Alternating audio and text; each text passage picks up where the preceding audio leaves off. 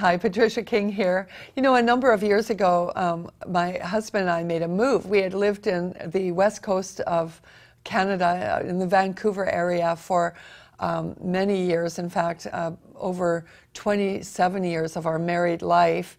And then God called us to move to Kelowna to be with Wesley and Stacey Campbell. And so they have been our pastors since then, since about 1999. And I love them so much. And when we moved to Kelowna, everything broke open for us. It was just like we just grew to a whole new level in the Lord, and our influence expanded. Everything grew, and I just loved connecting with Wesley and Stacey. And we had all these itinerants that we met together, all global itinerants, and we just blazed trails to the nations together. It was so much fun. But Stacey Campbell is not only one of our apostolic team covering Wesley and Stacey, but also Stacey is a personal friend of mine, and she's one of the most powerful and most profound prophets, I believe, in the world today. And she's going to share a message with you right now on the prophets. What is the role of a prophet? What is it all about? Why do we need them today? And so Stacey Campbell, Wesley and Stacey are also XP channel hosts. They have their own channel and you can check it out. But here's Stacey now to talk about the office of a prophet.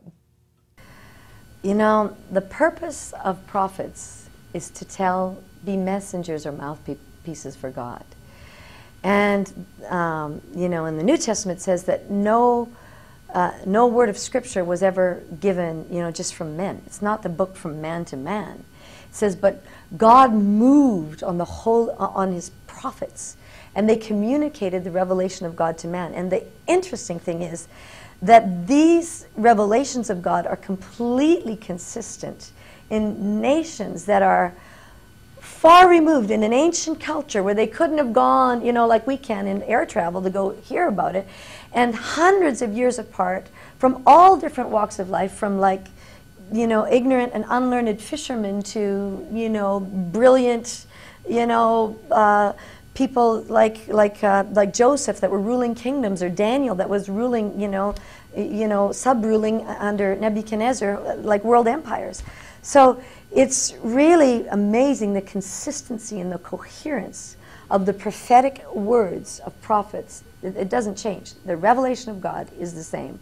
Thousands of years apart, you know, it's all the same consistent nature and attributes of God that really, you know, those words became life, and they were embodied in a person, Jesus.